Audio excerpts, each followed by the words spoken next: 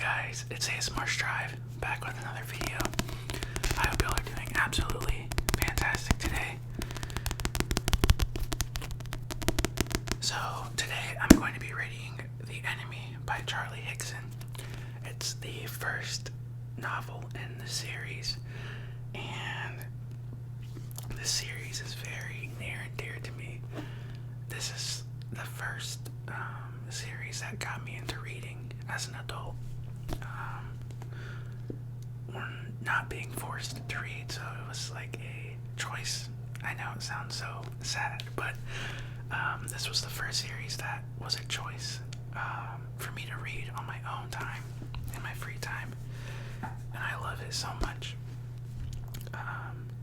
So I'm going to read the summary really quick. Every time he thought they'd gone, he heard them again, searching for him. The sickness struck everyone over 14. First, it twisted their minds. Next, it ravaged their bodies. Now, they roam the streets, crazed and hungry. Across a broken London, the young hide in gangs, scavenging to survive. They can see only one ending, until from across the city comes rumors of a safe house. To get there, they must face the enemy, the mindless killers who once promised to love and protect them, always. Can they trust each other long enough to make it out alive? Yeah. This is a darker book series, so if you're not into that, I don't recommend you watch this. But if you're okay with that, here we go. I'm planning on recording these every day, hopefully, and on top of what I'm going to record normally, because again, I know that people here listening to somebody read a book is very niche, and I want to give like the other content as well, but I really enjoyed reading to y'all in the previous video, so I'm going to do that again. It's going to be a lot of parts, considering I can only upload, I think, like up to 30 minutes. So yeah, let's get right into it. Thank you all for the constant support. I really appreciate that. It's nice feeling like I can express myself and really show who I am without feeling like I'm going to be judged. I really appreciate that. So let's get into it. Oh, I'm so excited. I haven't read this series in a while. So, small Sam was playing in the car behind Waitrose when the grown-ups took him.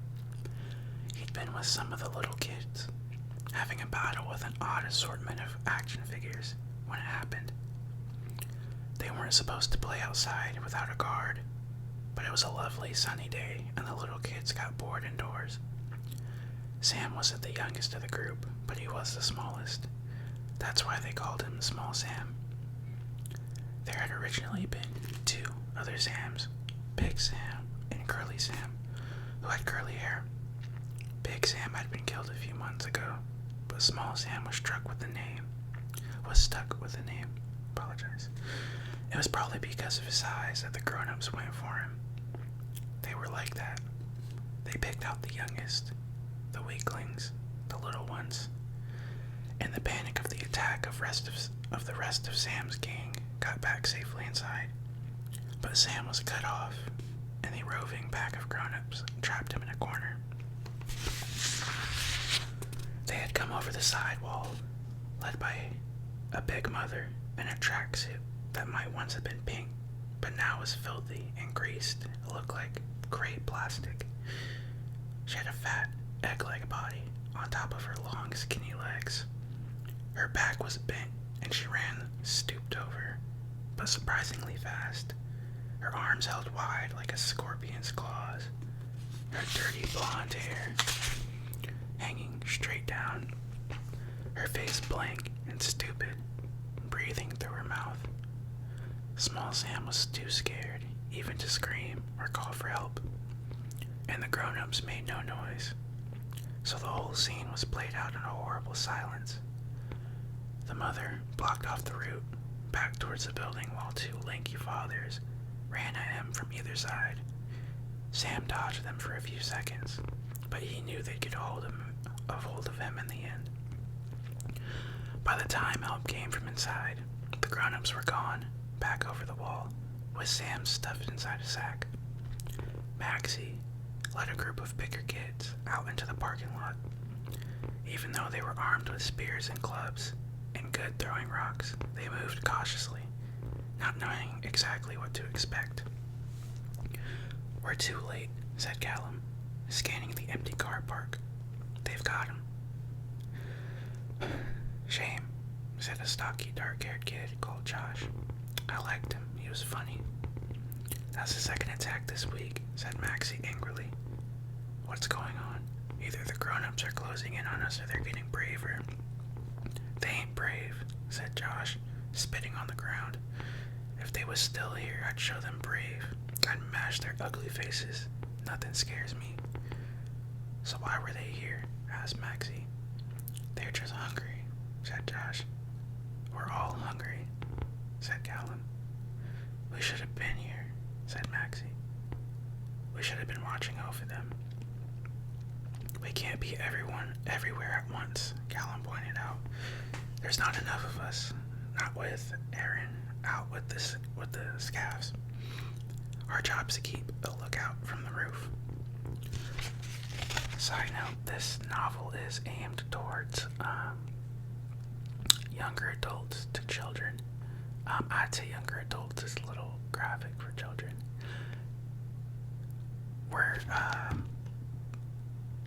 Anyways, this isn't going to be like super in-depth. Just keep in mind that this is written for young adults.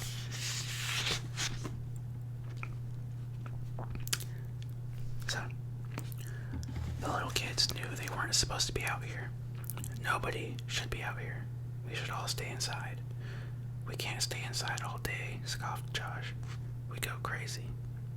"It's good inside," said Callum. "You're just too scared to come outside," said Josh with a smirk. "No, I ain't," said Callum. "No more scared than you are." "Nothing scares me," said Josh. "Then you're just stupid," said Callum. "Nah," said Josh. "The thing about grown-ups is some of them are strong. Some of them can run fast, and some of them are clever. But the strong ones are slow, the fast ones are stupid, and the smart ones are weak." "Tell that to small Sam," said Max angrily, "and to big Sam and Jono and Eve and Muhammad and all the other kids we've lost." "Grown-ups won't get me," said Josh. "What?" said Callum. "So it was their fault they got taken. Is that what you're saying?" "Yeah, I am," said Josh. "Shut up," Maxie snapped at the two of them. And she said the thing that nobody wanted to admit. "We can't go on like this." Her voice was heavy with bitterness. "Soon we're all gonna be dead. I can't stand it anymore." She threw down the spear she had been carrying and sat on the ground, resting her head in her hands. It was her fault. That was all that she could think. It was all her fault. When Aaron was away, she was supposed to be in charge. She couldn't remember when it had been decided. Aaron was the leader, but she was second in command. It must have happened early on, when most of the kids had been too frightened and confused to do anything for themselves. Aaron and Maxie had just got on with it, organizing everyone, keeping their spirits up. Aaron was clever and likable. Right from the start, he kept his head on, not panicked. He'd been captain of the football team at William Ellis School, and nothing ever seemed to freak him out. The two of them had worked together, a team. Maxie had always been good at getting other children to help out. They were better fighters than her, true, but they were happy. They were happy for her to tell them what to do.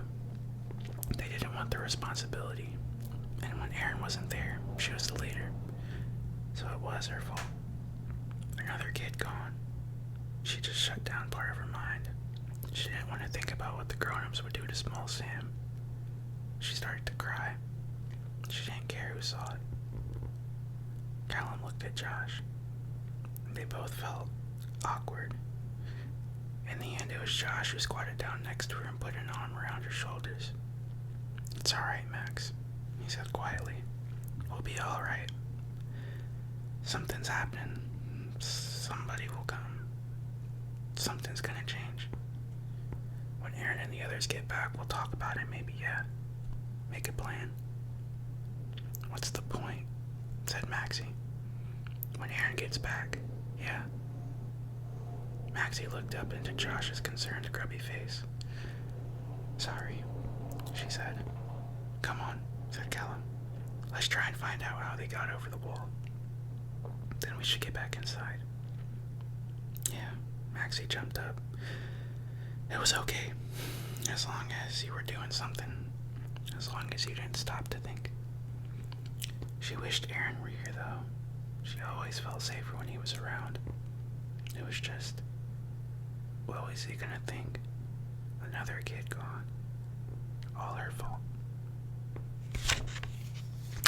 So, that is chapter 1. Also, I love that the chapters are typically a little shorter.